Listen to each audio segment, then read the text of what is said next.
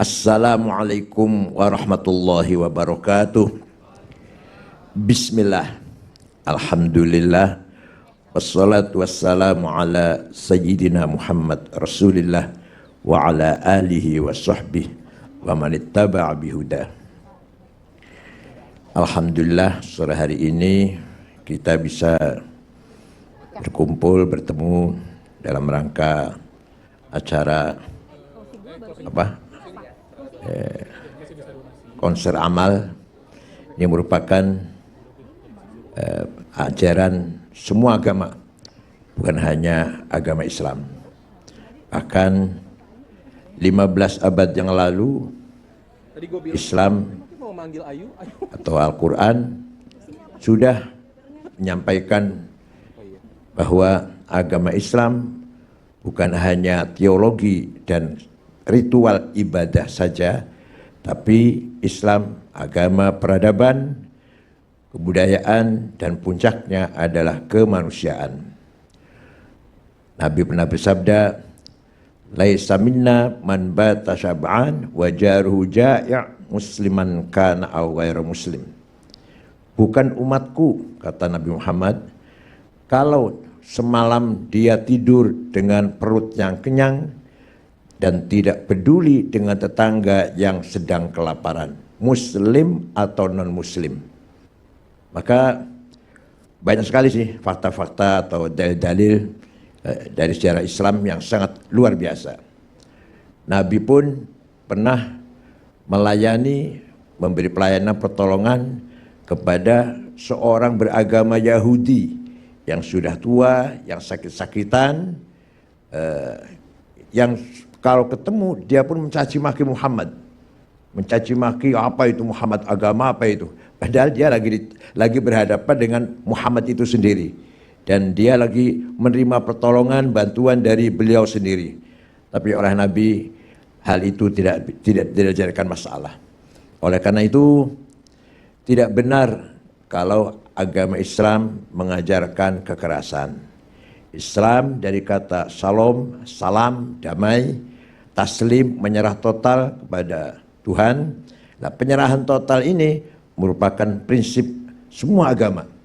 Kalau benar-benar orang itu beriman kepada Tuhan sesuai agamanya masing-masing, harus ada sikap tawakal, menyerah total kepada Tuhan yang menciptakan kita semuanya. Misalkan contoh Nabi Musa dengan membawa Bani Israel kurang lebih 700.000 dikejar oleh Ramses, Fir'aun, lari sampai ke Laut Merah. Tidak berpikir sedikit pun naik apa kita menyeberang. Tidak ada kapal, tidak ada perahu. Tidak ada yang bertanya naik apa kita menyeberang. Pokoknya pasrah, percaya pada Tuhan yang pasti akan menyelamatkan kita, kata Nabi Musa. Sampai ke tepi Laut Merah dan pasukan Fir'aun hampir dapat menyusulnya, Allah perintahkan agar Musa memukulkan tongkatnya ke laut, jadilah jalan, kemudian Bani Israel masuk lewat jalan tersebut, Fir'aun dan tentaranya menyusul, kemudian kembali menjadi laut lagi. Maka semua pasukan Fir'aun bersama Fir'aunnya tenggelam, dan bangkainya tidak hancur tidak ditelan laut, tapi sengaja oleh Tuhan diselamatkan di tepi. Sampai sekarang masih ada di Museum Kairo mumi Fir'aun Ramses yang masih ada fisiknya, dan ternyata setelah diselidiki mengandung garam di badannya itu. Oleh karena itu fakta-fakta sejarah juga sangat membuktikan kebenaran berita yang dibawa oleh Al-Quran. Nah, kembali ke masalah puasa. Puasa merupakan latihan kita semuanya dalam membersihkan diri dari muhlikat, ektas negatif, sombong, iri, hasud, dengki, negative thinking, permusuhan.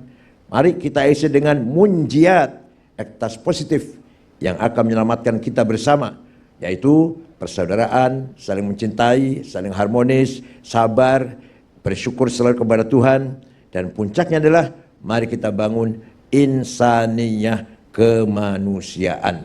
Itu yang paling penting dalam ajaran ibadah puasa yang sebenarnya semua agama juga ada ajaran puasa itu, perintah puasa, dalam rangka kita mampu mengendalikan diri kita masing-masing. Oleh karena itu, percuma berpuasa kalau mulutnya masih kotor. Sedang berpuasa kok menggunjing, berpuasa kok menfitnah, berpuasa kok mengadu domba, itu percuma itu. Tidak dapat pahala apa-apa kecuali dapat lapar dan haus saja. Kalau betul-betul kita berpuasa, kita jaga lisan kita jaga mata kita jaga telinga kita, dan kita jaga hati kita. Sudah 7 menit ya?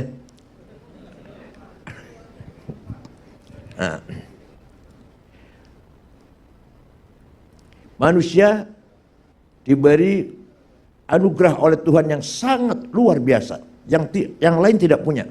Namanya nafkhah rabbaniyah, divine gas, tiupan Tuhan. Allah ketika menciptakan Adam dari tanah liat, setelah jadi terbentuk, maka panafakhtu fihi mir ruhi, saya hembuskan dari rohku pada Adam.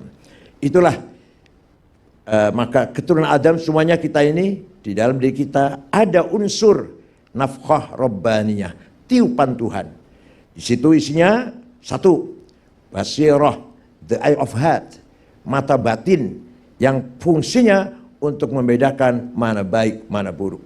Quran mengatakan, balil insanu ala nafsihi basirah, setiap manusia punya basirah untuk membedakan mana fa'alhamaha fujuraha wa taqwaha, untuk membedakan mana baik, mana buruk.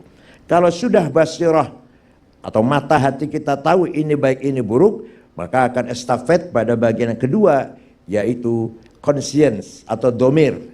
Dia akan mengeluarkan salah satu, kalau enggak perintah, larangan. Kalau kamu sudah tahu amanah, sidik, jujur, amanah bisa dipercaya, itu baik, lakukan, kata conscience, do it. Kamu tahu khianat, korupsi itu salah, maka conscience mengatakan la taf'al, don't do that. Nah, kalau sudah semua itu, maka akan ada suara terakhir dari deprahat, atau dalam Quran dikatakan fuad. Fuad ini tidak bisa bohong. Maka dzabal fuadu ma ra'a. Yang bohong mulut, yang bohong tulisan. Kalau fuad tidak bisa bohong, maka fuad akan bersuara sejujur-jujurnya. Demi Allah, sumpah saya tidak korupsi. Dalam hatinya, dalam fuadnya, ya. Saya hanya dapat sedikit, banyak. Saya hanya ikut dia terbawa teman-teman. Dalam hatinya, saya yang mulai, saya yang ngajak, saya yang bikin konsepnya. Itulah kejujuran fuad setiap orang pasti ada, pasti.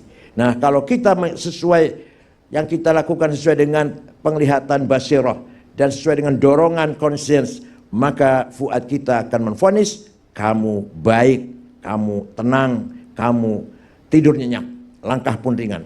Tapi kalau kita bertentangan dengan basirah kita bahwa ini salah tapi kita lakukan, conscience sudah melarang jangan lakukan itu, kemudian kita tetap lakukan, maka fuad akan bersuara lantang, kamu salah, kamu kurang ajar, kamu bukan manusia yang baik.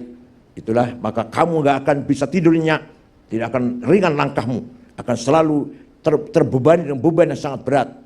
Itulah namanya fuad. Jadi fuad ini adalah hakim yang memegang vonis kepada kita sejujur-jujurnya. Kita ini sebenarnya orang baik apa bukan orang baik. Mudah-mudahan saya sendiri juga termasuk orang yang ya banyak baiknya daripada buruknya lah.